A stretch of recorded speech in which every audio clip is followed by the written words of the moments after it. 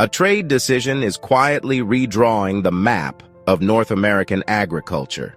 While Washington defends its ranchers and demands market access, Ottawa is cutting off a pillar of U.S. exports and opening its gates to a partner across the Atlantic. This isn't just about meat on a plate.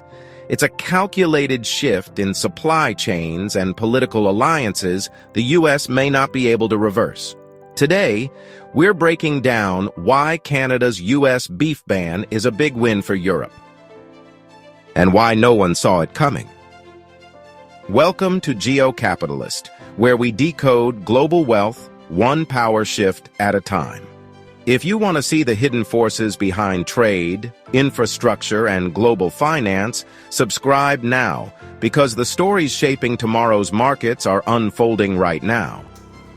In early 2025, Canadian inspectors began rejecting shipments of U.S. beef at an unprecedented scale, more than 150,000 tons in just a few months. Officially, the Canadian Food Inspection Agency blamed non-compliance with updated import protocols. That's the kind of sterile language you'd expect in a government memo. But on the ground, it looked very different. Fully loaded trucks turned back at border crossings, containers sitting idle in port warehouses, exporters scrambling to reroute perishable cargo before it spoiled. The timing raised eyebrows. These rules landed only weeks after tense agricultural talks between Ottawa and Washington collapsed over subsidies, environmental targets, and inspection standards. Alberta ranchers, usually cautious about criticizing Ottawa, began whispering to reporters, "This is leverage." And in a sense, they're right. Ottawa isn't banning all American beef. It's selectively applying rules in a way that keeps U.S. suppliers guessing. One week your shipment clears. The next week, it's rejected. That unpredictability is its own form of power. It sends a message to Washington without a formal declaration. And while the U.S. scrambles to figure out if this is a regulatory dispute or a political signal, Canada quietly builds new supply lines, ones that don't run through the American Midwest. For decades, Canada was one of the top buyers of U.S. beef, and the relationship wasn't just about meat. It was about deep integration. Under NAFTA, and later USMCA, cattle crossed the border for feedlots, processing, and even final packaging before returning as finished cuts. It was efficient, profitable, and, most importantly, predictable. But cracks began to show in recent years. Disputes over dairy quotas, softwood lumber tariffs, and environmental compliance planted seeds of mistrust. The U.S. accused Canada of shielding its agricultural sectors behind protective barriers. Canada accused the U.S. of flooding its market with subsidized exports that undercut domestic producers. By 2024, Ottawa wasn't waiting for another round of tense negotiations. It was already experimenting with alternative suppliers from Brazil, Argentina, and Australia, even if the logistics were longer and the costs higher. Why? Because the political cost of being overly dependent on a single supplier had become clear during other trade disputes. The beef ban wasn't a spontaneous decision. It was the culmination of years of quiet hedging, a risk management strategy that finally broke into public view when the first shipments were turned away in early 2025. The immediate trigger was Ottawa's adoption of new health protocols that mirror European Union rules on growth hormones, feed additives, and traceability. These are the very standards the U.S. has fought against for decades in WTO disputes. Implementing them now serves a dual purpose. It aligns Canada with the EU's high-bar food safety system, and it puts U.S. exporters on notice. Timing matters. In the months leading up to this change, Canada was facing pressure from domestic producers to secure premium markets, especially in Europe. where CETA provides preferential access. By adopting EU-style rules domestically, Canada makes its entire supply chain compatible with European import requirements. That means Canadian producers can pivot exports to the EU more seamlessly if U.S. relations sour further. There's also a diplomatic undertone. Aligning with EU standards sends a signal about where Canada wants to position itself in the global trade order. It's a subtle pivot from being purely North America-focused to building transatlantic resilience. And, for Washington, that shift is hard to ignore, because every ton of beef Canada sources from Europe is one less ton it buys from the United States. Here's where the Atlantic Bridge becomes more than a metaphor. The CETA trade agreement between Canada and the EU, in force since 2017, has quietly opened doors for European beef exporters. Under CETA, qualifying EU beef enters Canada with zero tariffs within quota limits and enjoys labeling advantages like EU-certified, grass-fed, or hormone-free, labels that resonate with health-conscious Canadian consumers.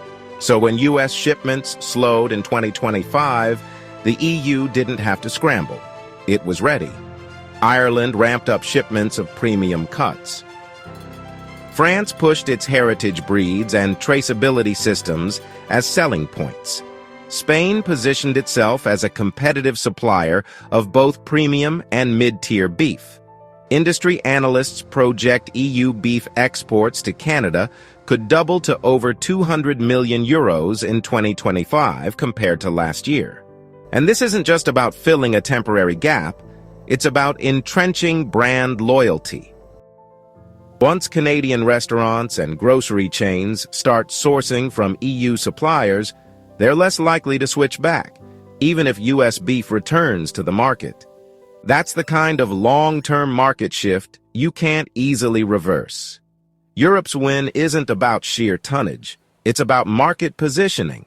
EU beef commands higher retail prices because it's sold as a story. Grass-fed pastures in Ireland, centuries-old cattle breeds in France, traceable supply chains in Spain. These aren't just steaks, they're experiences. Under CETA, European suppliers also get institutional support, marketing campaigns, trade missions, and brand placement that U.S. exporters can't match without equivalent trade deals. That support matters. It means EU beef doesn't just compete on safety or quality, it competes on image, which is far harder to dislodge once entrenched. And here's the kicker. While EU exports grow, they help reinforce Canada's own domestic branding. By importing from Europe, Canada strengthens its narrative as a market for premium, ethically sourced food. That alignment makes Canadian beef more appealing to the same markets Europe serves, particularly in Asia and the Middle East, creating a mutually reinforcing export strategy that leaves U.S. suppliers on the outside. For ranchers in Texas, Nebraska, Kansas, and beyond, Canada's market isn't just another buyer, it's a critical pressure valve. Losing access forces them to chase markets where they face entrenched competition. Asia is saturated with Brazilian and Australian beef. Mexico is expanding its own herd and buying less abroad. Without Canada, U.S. producers risk building a surplus they can't shift quickly. Surpluses push prices down domestically, squeezing margins in an industry already under strain from feed costs, drought, and labor shortages. Some ranchers may be forced to sell cattle earlier than planned, further depressing prices. And there's a political dimension.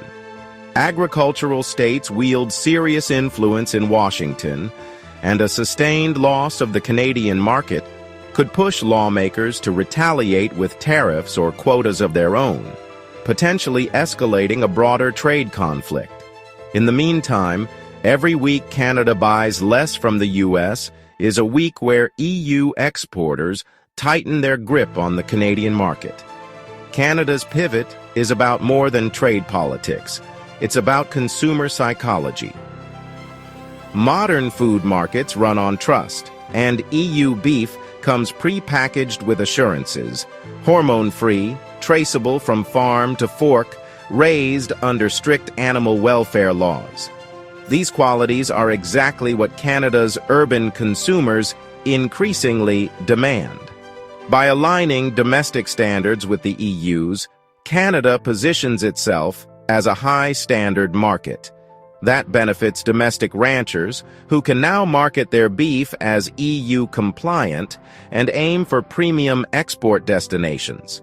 It also benefits importers, who can access high-end European products without complex recertification. U.S. beef, by contrast, carries baggage in many global markets. Much of it still uses growth hormones and certain feed additives banned in Europe. While safe under U.S. law, these practices don't match the perception of clean or natural that commands higher prices abroad. That mismatch means Canada's consumers and its policymakers have a ready-made justification for favoring EU supply chains over US ones. Beef may be the opening act, but the script is much bigger. If Ottawa is willing to realign on beef, it could do the same for poultry, dairy, grains, or even processed foods. The playbook is simple. Adopt EU-compatible standards, create friction for US suppliers, and invite European exporters to step in without missing a beat. For Europe, this is a proof of concept, a live demonstration that regulatory alignment can erase geographic distance. If it works seamlessly with Canada, there's no reason the same model couldn't be applied to other U.S. partners, from Latin America to Asia, especially in markets where trust and safety branding matter more than sheer price. For Washington, it's more than a trade hiccup. It's a flashing red warning light. Even the closest, most historically aligned neighbors can be tempted away when alternative partners offer matching standards, stable supply, and political alignment on environmental or ethical trade goals. And for Canada, it's about more than beef. In a multipolar trade world, the ability to pivot supply chains quickly is a kind of insurance policy. It's the art of playing both sides of the Atlantic and extracting better terms from both. That's the subtle power most governments never talk about, shaping your trade network so you're never locked into one partner. The real win isn't just securing today's imports, it's securing tomorrow's negotiating position. And while the headlines focus on cattle and tariffs, the deeper story is that Canada is rehearsing a strategy it can deploy again in sector after sector for years to come. If you found this breakdown valuable, watch our next video. It connects directly to what's unfolding. And don't forget to subscribe. Your support helps us decode these global shifts without compromise. Let us know in the comments. Is Canada simply diversifying, or is this the start of a permanent transatlantic realignment? Either way, the world is watching. This was why Canada's U.S. beef ban is a big win for Europe. No one saw it coming. Thanks for watching, and we'll see you in the next video.